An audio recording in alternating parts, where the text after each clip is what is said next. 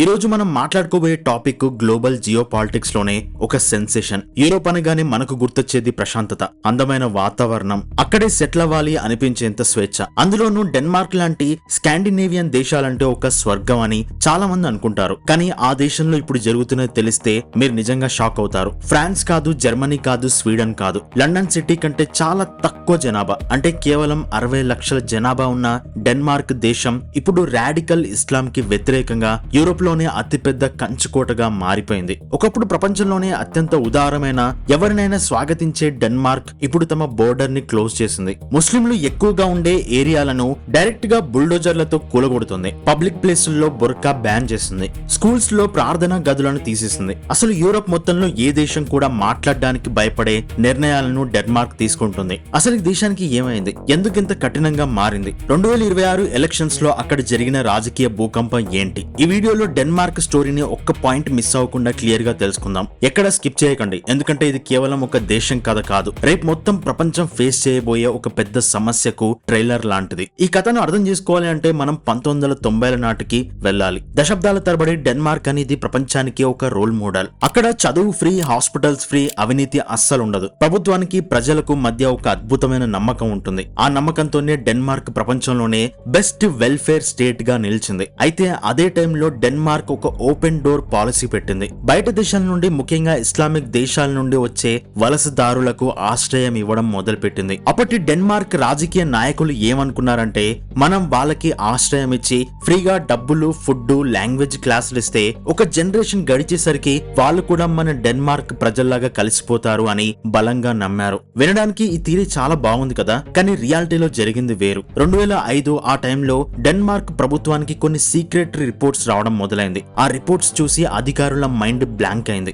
ఎందుకంటే వలస వచ్చిన కమ్యూనిటీలలో నిరుద్యోగం లోకల్ డెన్మార్క్ ప్రజల కంటే చాలా రెట్లు ఎక్కువగా ఉంది. 25 ఏళ్ళు వచ్చేసరికి కేవలం 55% మంది ఇమిగ్రెంట్స్ పిల్లలు మాత్రమే స్కూల్ ఎడ్యుకేషన్ ని పూర్తి చేస్తున్నారు. అదే లోకల్ వాళ్ళైతే 85% పైనే ఉన్నారు. వీళ్ళు లోకల్ ప్రజలతో కలవకుండా కొన్ని ఏరియాల్లో వాళ్లే సపరేట్ గా ఒక కాలనీలా ఏర్పడిపోయారు. ఆ ఏరియాల్లో డెన్మార్క్ భాష మాట్లాడరు, వాళ్ళ కల్చర్ ఫాలో అవ్వరు. కోపెన్హేగన్ లాంటి నగరాల్లో కొన్ని ఏరియాలు ఒక సపరేట్ దేశంలా మారిపోయాయి. అక్కడ నిరుద్యోగం 40% పైనే ఉంది. క్రైమ్ రేట్ దేశం మొత్తం మీద అక్కడే ఎక్కువ. ఆ ఏరియాల్లోకి అంబులెన్స్ వెళ్లాలన్నా సరే పోలీసుల ఎస్కాట్ లేకుండా వెళ్లలేని పరిస్థితి. ఇవన్నీ ఒకెత్తైతే అక్కడ జరుగుతున్న ఇంకొక భయంకరమైన విషయం ఏంటంటే, ఆ ఏరియాల్లో డెన్మార్క్ చట్టాలు పనిచేయట్లేదు. హానర్ కిల్లింగ్స్, బలవంతపు పెళ్లిళ్లు, ఆడపిల్లలను స్విమ్మింగ్ క్లాసులకు పంపకపోవడం లాంటివి జరుగుతున్నాయి. అంతేకాదు, చిన్న చిన్న గొడవలు జరిగితే డెన్మార్క్ పోలీసుల దగ్గరికి వెళ్లకుండా వాళ్ళ కమ్యూనిటీ పెద్దలతో సపరేట్ గా షరియా కోర్టుల ద్వారా తీర్పులు ఇచ్చుకుంటున్నారు. ఒక దేశం లోపల ఇంకో దేశం తయారవుతుంది. దీన్నే డెన్మార్క్ ప్యారలల్ సొసైటీ అని పిలిచింది.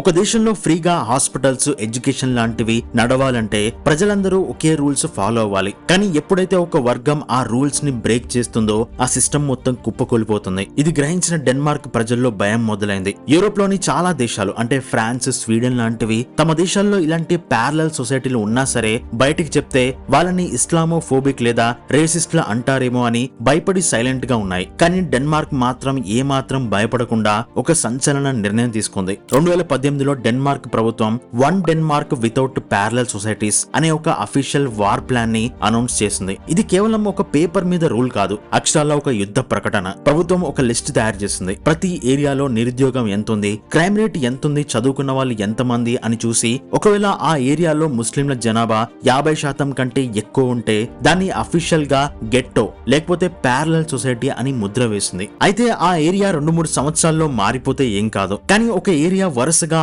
5 ఏళ్లు ఆ లిస్ట్ లో ఉంటే దాన్ని ట్రాన్స్ఫర్మేషన్ ఏరియాగా మారుస్తారు. ఇక్కడ డెన్మార్క్ తీసుకున్న యాక్షన్ చూస్తే వెస్ట్రన్ దేశాలు ఊహించిన రేంజ్ లో ఉంటాయి. ముందుగా ఆ కాలనీలో ఉన్న ఇళ్లను ఏకంగా 40% కూలగొట్టాలని చట్టం తెచ్చింది. దశాబ్దాలుగా అక్కడ ఉంటున్న కుటుంబాలను ఖాళీ చేయించి ఆ ఇళ్లను ప్రైవేట్ వాళ్ళకి అమ్మేసింది. ఎందుకంటే వాళ్ళందరూ ఒకే చోట గుంపుగా ఉంటే దేశానికి ప్రమాదం, వాళ్ళని దేశం నలుమూలలా విడగొట్టాలి అనేది వాళ్ళ ప్లాన్. రెండోది, ఆ లిస్ట్ లో ఉన్న ఏరియాలో ఎవరైనా క్రైమ్ చేస్తే దేశంలో మిగతా చోట్ల పడే శిక్ష కంటే ఖచ్చితంగా డబల్ శిక్ష పడుతుంది. ఎగ్జాంపుల్ కి నార్మల్ ఏరియాలో దొంగతనం చేస్తే 1 సంవత్సరం జైలు, అయితే గెట్టో ఏరియాలో చేస్తే 2 సంవత్సరాలు జైలు ఉంటుంది. అండ్ ఆ ఏరియాలో పుట్టిన పిల్లలు ఖచ్చితంగా 1 సంవత్సరం వయసు రాగానే ప్రభుత్వ డే కేర్ సెంటర్ కు వెళ్ళాలి. అక్కడ వాళ్ళకి డెన్మార్క్ భాష, డెన్మార్క్ సాంప్రదాయాలు నేర్పిస్తారు. ఒకవేళ పేరెంట్స్ పంపకపోతే వాళ్ళకిచ్చే వెల్ఫేర్ డబ్బులు కట్ చేస్తారు. ఈ నిర్ణయాలపై ఇంటర్నేషనల్ గా మానవ హక్కుల సంఘాలు గగ్గోలు పెట్టాయి. యూరోపియన్ యూనియన్ కోర్టులు సైతం ఇది వివక్ష అని తీర్పిచ్చాయి. కానీ డెన్మార్క్ ప్రభుత్వం మాత్రం ఒక్కటే మాట చెప్పింది, మాకు కోర్టు తీర్పులు ముఖ్యం కాదు, మా దేశం ముఖ్యం. ప్యారలల్ సొసైటీలు అనేవి మాకు చిన్న ప్రాబ్లం కాదు, అది మా దేశాన్ని నాశనం చేసే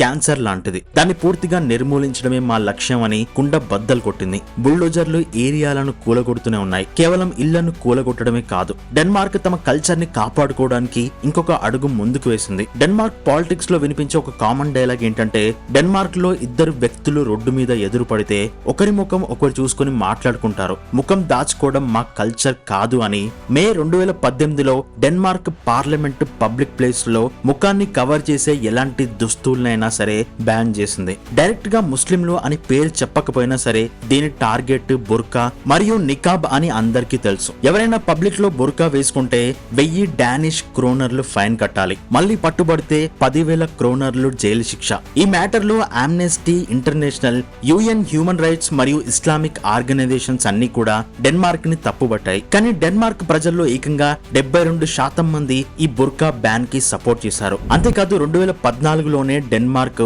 హలాల్ మరియు కోషర్ మాంసం కట్టింగ్ విధానాన్ని బ్యాన్ చేసింది. జంతువులను స్పృహ తప్పేలా చేసిన తర్వాతే కోయాలనే రూల్ తెచ్చింది. ఇస్లామిక్ లీడర్స్ ఇది మా మత విశ్వాసం అని గొడవ చేస్తే అప్పటి వ్యవసాయ మంత్రి ఒక సూపర్ డైలాగ్ కొట్టాడు, మతం కంటే జంతువుల హక్కులే మాకు ముఖ్యం అని చెప్పాడు. అంటే ఒక మత విశ్వాసానికి మరియు డెన్మార్క్ సెక్యులర్ రూల్స్ కి మధ్య ఫైట్ వస్తే ఖచ్చితంగా డెన్మార్క్ రూల్స్ మాత్రమే గెలుస్తాయని స్పష్టంగా చెప్పేశారు. ఇక 2023లో స్కూల్స్ మరియు యూనివర్సిటీస్ లో ఉన్న ప్రేయర్ రూమ్స్ కూడా తీసేయాలని చట్టం తెచ్చారు. స్కూల్స్ అనేవి చదువుకోవడానికి, అక్కడ మత ప్రచారాలకు చోటు లేదు అని ప్రధాని మెట్టే ఫ్రెడ్రిక్సన్ తేల్చి చెప్పారు. విదేశాల నుండి ఫండ్స్ తీసుకునే మసీదుల మీద నిఘా పెట్టారు. రాడికల్ ఇస్లాం ని ప్రచారం చేసే ఇమాముల మీద కఠినమైన చర్యలు తీసుకున్నారు. డెన్మార్క్ లో ఉండాలంటే మా రూల్స్ ఫాలో అవ్వాల్సిందే అని క్లియర్ గా వార్నింగ్ ఇచ్చారు. అయితే పైన చెప్పుకున్నవన్నీ దేశంలో ఉన్న వాళ్ళకి, మరి కొత్తగా వచ్చే వాళ్ళ పరిస్థితి ఏంటి? ఇక్కడే డెన్మార్క్ ఒక మాస్టర్ స్ట్రోక్ వేసింది. అసలు వాళ్ళని దేశంలోనికి రానివ్వకపోతే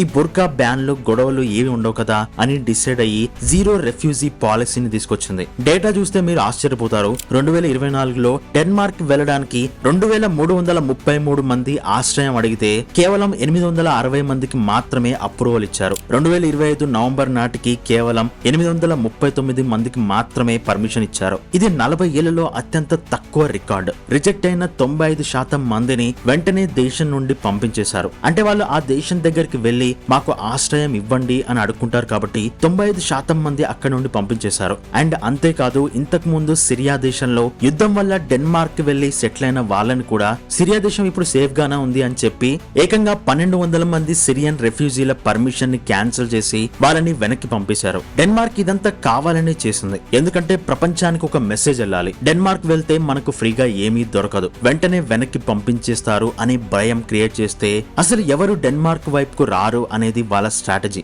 అది 100% వర్కౌట్ అయింది. ఇప్పుడు ఈ కథలో అసలైన ట్విస్ట్ ఏంటంటే, యూరోప్ మొత్తంలో ఇలాంటి కఠినమైన యాంటీ ఇస్లామిక్ చట్టాలు తెచ్చింది ఏదో రైట్ వింగ్ లేదా క్రిస్టియానిటీ జుడాయిజం ని ఫాలో అయ్యే కరుడుగట్టిన పార్టీలు కాదు. ఈ చట్టాలు తెచ్చింది సెంటర్ లెఫ్ట్ పార్టీ అయిన సోషల్ డెమోక్రాట్స్. అంటే మతాన్ని నమ్మకుండా అందరూ మనుషులు సమానమే అని నమ్మే వాళ్ళే ఇదంతా చేశారు. మామూలుగా లెఫ్ట్ పార్టీలు అంటే వలసదారులకు సపోర్ట్ గా ఉంటారు. కానీ డెన్మార్క్ లెఫ్ట్ పార్టీ మాత్రం వాళ్ళ దేశంలో ఉన్న ఫ్రీ హాస్పిటల్స్, ఫ్రీ ఎడ్యుకేషన్ లాంటి వెల్ఫేర్ స్కీమ్స్ ని కాపాడుకోవాలి అంటే ఖచ్చితంగా ఓపెన్ డోర్ పాలసీని క్లోజ్ చేయాలని డిసైడ్ అయింది. ప్రధాని మెట్టే ఫ్రెడ్రిక్సన్ ఈ పాలసీతో వరుసగా 2 సార్లు ఎలక్షన్స్ గెలిచారు. కానీ మార్చి 25, 2026 జరిగిన ఎలక్షన్స్ లో ఒక ఊహించని రాజకీయ భూకంపం వచ్చింది. యూరోప్ లోనే అత్యంత కఠినమైన ప్రధానిగా పేరు తెచ్చుకున్న మెట్టే ఫ్రెడ్రిక్సన్ పార్టీ ఆ ఎలక్షన్స్ లో కేవలం 21.9% ఓట్లు మాత్రమే తెచ్చుకొని ఘోరంగా ఓడిపోయింది. 1903 తర్వాత ఆ పార్టీకి ఇదే